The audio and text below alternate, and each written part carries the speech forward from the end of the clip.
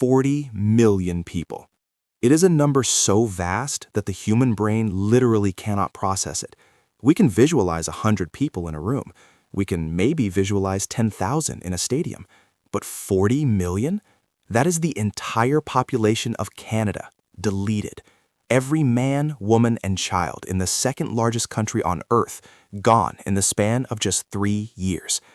Now, what if I told you this wasn't the result of a nuclear war, or a plague, or even an invading army? It was the result of a spreadsheet. It was the result of a plan.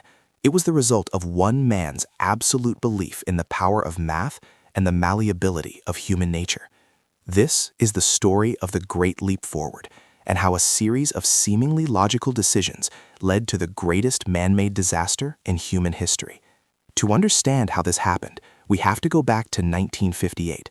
Mao Zedong, the leader of the newly formed People's Republic of China, was a man in a hurry. He looked at the West, at the United Kingdom and the United States, and he saw industrial giants. He wanted China to catch up, not in decades, but in years. He called it the Great Leap Forward. The goal was simple: transform China from an agrarian society into an industrial superpower. But to do that, he needed two things: steel and grain. And he decided the best way to get them was to turn the entire population into a giant machine. Think about that. He didn't just want people to work. He wanted them to become units of production in a massive nationwide experiment. But there was a problem. In a system where one man's word is law, reality often takes a back seat to ideology. And that's where the math of this monster begins to reveal itself. The first part of the plan was the Four Pests Campaign. Mao identified 4 animals that he believed were holding China back: rats, flies, mosquitoes, and sparrows. The sparrows in particular were targeted because they ate grain. Mao's logic was simple.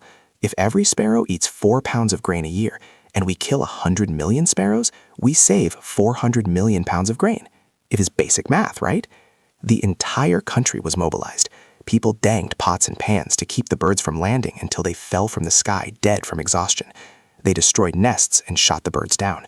It was a total victory. The sparrows were nearly wiped out. But here's the thing about nature. It doesn't care about your math. Sparrows don't just eat grain. They also eat locusts. With the sparrows gone, the locust population exploded. They swarmed the countryside, eating everything in sight. The very plan designed to save grain ended up destroying it. This was the first domino to fall. But instead of admitting the mistake, the government doubled down, because the plan could not be wrong. They moved on to a new kind of agriculture based on pseudoscience. They called it close planting. The theory was that plants of the same class wouldn't compete with each other for nutrients. They ordered farmers to plant seeds 10 times more densely than usual. They even ordered them to plow the earth multiple feet deep, believing the soil would be more fertile. In reality, the seeds just suffocated and rotted in the ground. The crops failed on a massive scale. But while the fields were dying, the industrial side of the plan was getting even weirder. Mao wanted steel. He wanted so much steel that China would overtake Great Britain in 15 years. But China didn't have enough massive steel mills, so Mao's solution was to have the people make it themselves. In every village, in every backyard, people were ordered to build small clay furnaces. Farmers were told to stop farming and start smelting. But where would they get the iron? They didn't have ore, so they started melting down their tools. They melted their plows, their hoes, even their cooking pots and spoons. To keep the fires burning, they tore down their own homes for wood and cut down entire forests. Millions of people spent all their time feeding these fires day and night. And the result? The steel they produced was worthless. It was brittle, impure pig iron that couldn't be used for anything. They had traded the tools they needed to grow food for literal scrap metal. Now imagine you are a local official in a small village. Your tools are gone. Your crops are being eaten by locusts or rotting in the ground because of close planting. And your government is telling you that you need to produce more grain than ever before. This is where the lying started. And this is where the math becomes truly lethal. Local officials were under intense pressure to meet impossible quotas. If they reported low numbers, they were labeled as counter-revolutionaries or failures.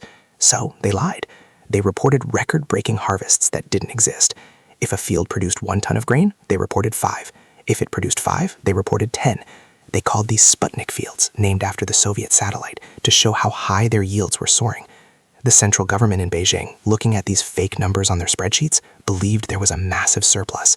They started exporting grain to the Soviet Union to pay for industrial machinery and weapons. They even stopped importing food. On paper, China was richer than ever. In reality, the people were beginning to starve. This is the terrifying part of the math. The government was taking a percentage of a harvest that didn't exist. They were collecting tax in the form of grain based on the fake numbers. In many villages, the government took every single grain of rice, leaving the farmers with nothing. If the farmers hid even a handful of grain to feed their children, they were accused of hoarding and punished. As the famine took hold, the scale of the horror became unspeakable. People were reduced to eating grass, tree bark, and even clay to stop the pangs in their stomachs.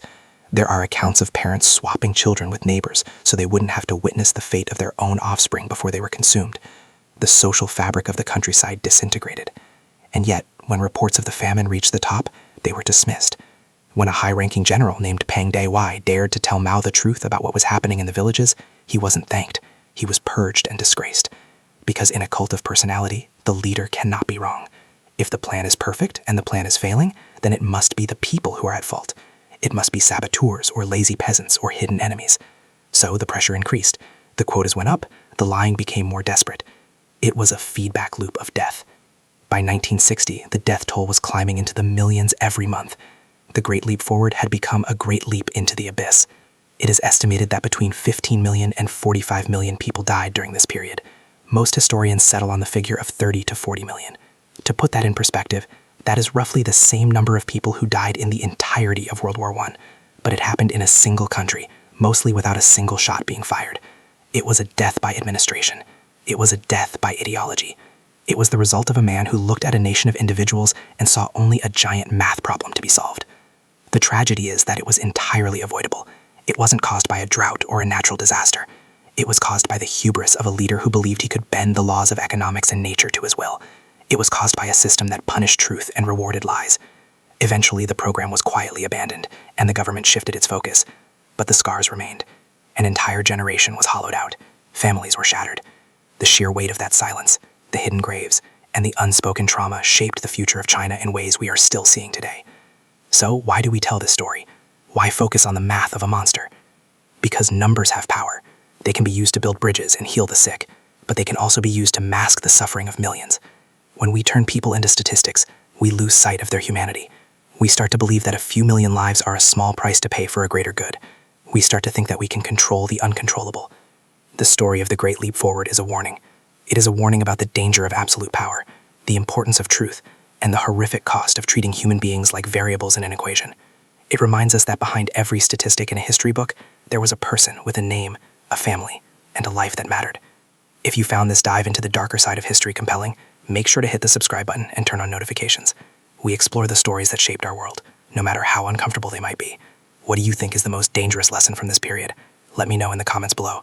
Thanks for watching, and I will see you in the next one.